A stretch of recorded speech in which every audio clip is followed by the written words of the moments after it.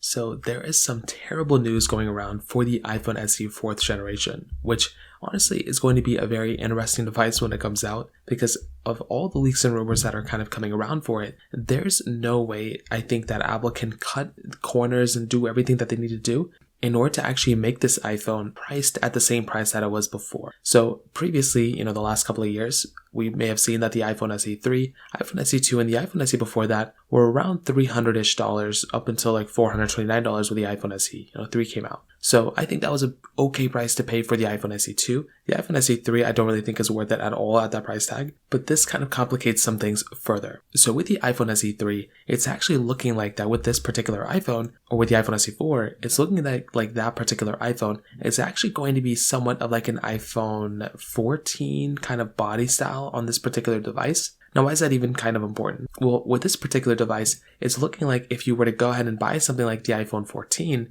that body and that screen and that everything, it's a pretty expensive phone. And I feel like the parts of that iPhone, even still to this day, are fairly expensive. Apple's still selling the iPhone 14, and it is kind of a pricier iPhone, to be honest. The problem that we're kind of running into with this particular device is that with something like the iPhone SE 4, is this iPhone also going to come around in that price tag, like at $429? If it is, then that's awesome. But if it's not, which most likely is probably not, based on what we're kind of seeing, we're going to run into kind of a problem with the iPhone SE 4th generation, if I'm being honest. And the problem with this particular device is that if that price ends up becoming like $599 or $649, that is going to be very, very bad news for the iPhone SE lineup. There are also some rumors suggesting that the next iPhone, so the iPhone SE, the iPhone 16s, there might be like an iPhone 16 SE lineup coming around with that. So if that ends up happening as well, that can also be somewhat, I would say, of a problem, because if you're getting that type of device, well then, you're not going to be getting it at that cheap price tag anymore. You're going to be spending significantly more money for that particular device, and I can see that being a problem for a lot of people. I would be very, very saddened by that, and I probably wouldn't want to go through that if I'm being completely honest. So if you're getting a device like the iPhone SE 4th generation, just know that that could be something that's going on here, where that particular device,